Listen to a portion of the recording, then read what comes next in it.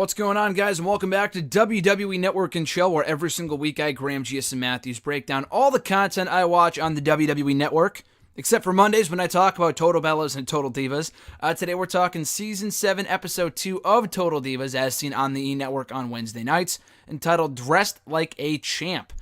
This episode focuses on Alexa Bliss, Lana again, Natalya again, a little bit of Carmella, and I stress a little bit because it was not much at all. But another good episode of the show that we're talking about here today. If you missed it, up yesterday on the channel, check out the other installment of WWE Network and Chill, talking about Ride Along on the WWE Network, airing after Raw on Monday nights. I think tonight, as I record this, it's the WWE 24 special on Goldberg, so I'm looking forward to watching that. I'll talk about that this coming Sunday, on the channel, on WWE Network and Chill. But if you haven't already checked it out, like I said, check out my other episode of WWE Network and Chill that went up yesterday here on the channel, talking Ride Along with Bo Dallas, Curtis Axel, and the Hardy Boys. Let's get right down to it. Season 7, Episode 2, once again, of Total Divas.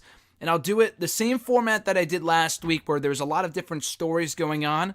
So as opposed to doing, some play-by-play for everything that happened in order, I figured I would just talk about each separate story, starting with the Natalya story, which is where we left off last week. As we ended last week's episode, we were approaching the Money in the Bank pay-per-view, specifically the first ever women's Money in the Bank ladder match. Obviously, Natalya's very nervous for the match, and ahead of the match, she expresses her concerns to Mark Carano, who has been a recurring character on the show dating back to Season 1. She wants to take a selfie with him. He says absolutely no. He's not the selfie type if you've ever seen him. He says, no, act professional, you'll be just fine. So she says that she's going to do the best job that she knows how to do, go out there, have a great performance, and not fuck up. Brie Bella watching from home, proud watching the women compete in the first ever women's ladder match. Natalya admits that she is, or even before that, she admits that she had a great performance, but then she goes on to admit that she's not great with babies, because Brie Bella invites her and Trinity and Naomi. I'm just going to call her Naomi, because that's what I'm just used to calling her. Brie invites Naomi and Natalya to watch Birdie Joe while her and Brian go out. So like I said, Natalya admits that she is not great with babies. She has never had the dream of becoming a mother, which is interesting. This is the 7th season of Total Divas, and I cannot recall a single instance in those 7 seasons that we have ever heard from Natalya saying that she wants kids one day. So I didn't even really think about that, but she made a great observation there. That didn't even come to my mind while watching this episode, or prior to watching this episode. So anyway, they watch Birdie Joe, and Brie and Brian go out to eat, get a brief break from Birdie Joe for a while after being with the baby for so long, many months now. They deserve a break.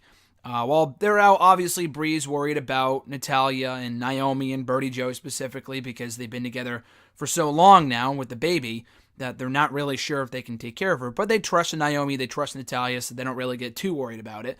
Naomi gets frustrated, though. She gets frustrated with Natalya when Naomi does all of the work in holding the baby, feeding the baby, putting her to sleep, and all this other stuff. Natalya doesn't even bother to take the baby out of Naomi's hands. She's too busy taking fucking selfies with the dog.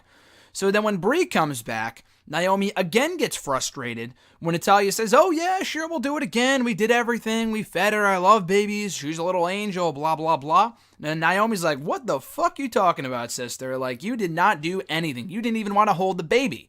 Like, stop lying to Brie. You gotta come clean. You're not fooling anyone. So anyway, Brie sees that Natalya and Naomi had done so well watching Birdie Joe that she invites them over again to watch Birdie Joe. And then Natalya admits that time around, after Brie's going over everything, you have to wipe her here, and you have to feed her this time, and blah, blah, blah. Natalya finally admits she's way too nervous to watch Birdie Joe. She admits that to Brie, and that she is way too overwhelmed to do this. She said that she's never wanted to have a baby, and she has gained a lot of respect for Brie, as well as Naomi, realizing that they're not yet ready to have kids. Natalya says that she may never want to have kids, and Brie admits some people are just not cut out to be parents. Some people are not cut out to be mothers, and Natalya might be one of those people that just does not come easy to her as it does with Brie and maybe even Naomi as well. So we move on. Before our next story, we get a brief snippet on Carmella, who is indeed a part of the cast. We got no focus on her last week, which was fine. There was a lot of stuff going on last week's episode. This week, we get a brief, introduction to Carmella, who wins the Money in the Bank ladder match, and we get a bit about her. We get to know a little bit about her background and dancing, and that her father was once a wrestler many years ago, joining NXT, that she's dating Big Cass. They've been not separated, but they've been apart due to the brand split for so long. They've only seen each other for half a day in the last number of months. And that's it. That's all we get on Carmella before they move on to the other stories. So I thought this episode would be all about Carmella. We would get a full introduction of her. And I love Alexa. We got a great, story on Alexa here in this episode that we didn't really get last week. And some more on Lana, which I could have done without, but whatever. Maybe Carmella's time will come, but she got no focus beyond that brief background introduction to the fans, to the viewers on this episode. So that was a bit disappointing. For Lana's story, once again, we pick up where we ended off last week, where she was preparing for her SmackDown Women's Championship match at Money in the Bank. She wants to go out and prove her naysayers wrong in that match with Naomi. She loses, but she's congratulated by Renee Young, Carmella, Rusev. So as she's training to get better in the ring with Nia Jax, Nia says that she's recognizable and you don't need to wrestle. She's not saying don't wrestle, like stay out of the ring, but she's saying you don't need to wrestle. People already know you as a valet. You get a lot of heat. You give a lot of heat to whoever you work with, maybe with the exception of Tamina, which hadn't happened by this point yet, but I digress. Maybe we will get to that eventually. Nia just says that you don't need to wrestle, which is true. I mean, I commend Lana for trying to get better and wanting to wrestle and wanting to improve, but the truth is, she's not that good. And she talks about, perfect segue, being doubted by her haters and that she receives a lot of hate online and blah, blah, blah, people telling her that she sucks. Well, guess what, dude? You do suck, for right now anyway. You got to get better. That first match with Naomi, I know she felt proud of herself, but the match really was not that good. That Money in the Bank earlier this year. It wasn't terrible. It wasn't as bad as I thought it could be, but it still really was not all that good. Anyway, so she goes out to dinner with Rusev. She forgets her wedding ring upstairs. But the whole significance of the dinner was that she was just kind of venting her frustrations to Rusev, that she feels that she might not be able to do this and that she can't deal with the criticism, blah, blah, blah. So Lana once again trains, this time with Nikki Bella. Nikki thinks that the criticism is good for her, because up to this point she's had it smooth sailing. The valets, the managers, the people in non-wrestling roles don't nearly get as much hate from fans as the wrestlers do. So she feels that this process is good for her and kind of finding herself as a wrestler and therefore getting better in the end. So Lana has another match with Naomi on SmackDown for the SmackDown Women's Championship. If I recall correctly, that match went all of 30 seconds, if not a minute long. And she once again feels proud after her performance, despite the fact that the match ended very quickly. I don't know if they mentioned that on this episode. So she's feeling good coming off the match, and that she'll get better and go to the Performance Center and train a few days out of the week.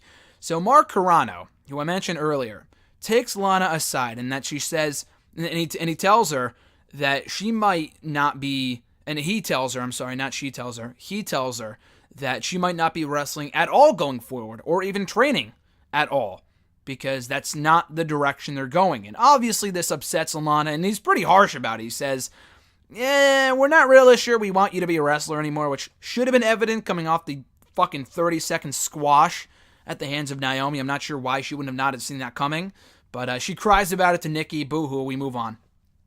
Another story on this episode is with Alexa Bliss. Maurice is having a photo shoot at her house, invites Alexa Bliss over since they're traveling to Japan together. They want to kind of get to know each other before they head out to Japan together.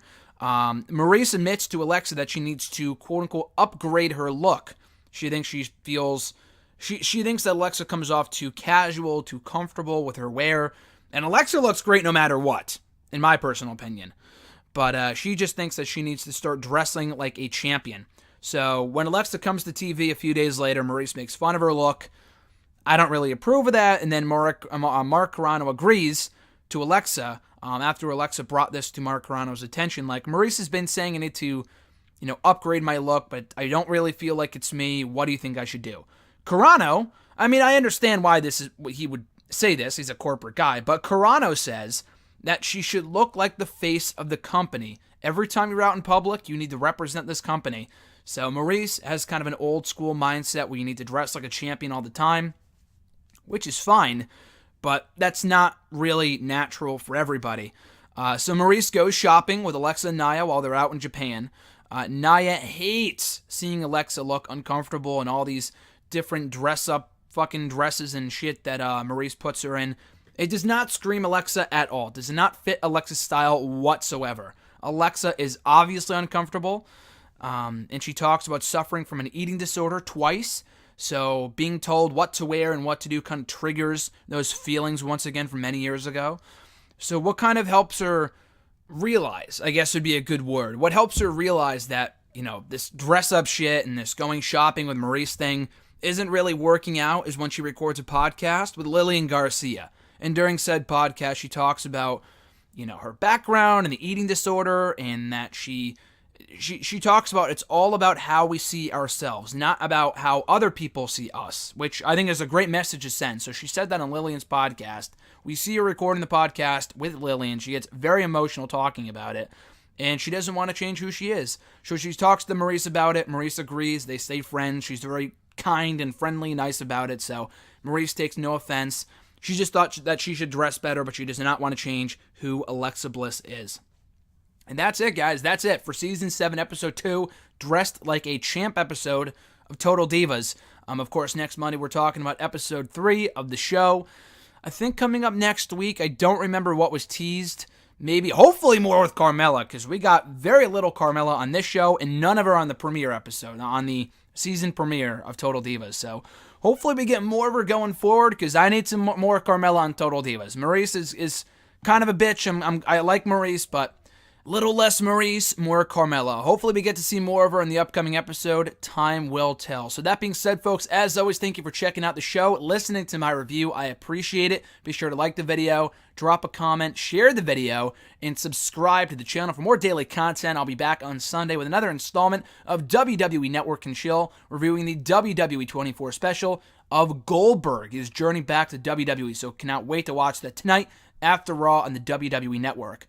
And until then, check out all the other content I have currently on the channel, from Wrestle Rant to #AskGSM, Wrestle Rant radio excerpts, random video blogs, injection of inspiration episodes, and so much more. As always, guys, thank you for your support. Have an awesome rest of your week. I'm Graham GSM Matthews, and I'll catch your ass down the road.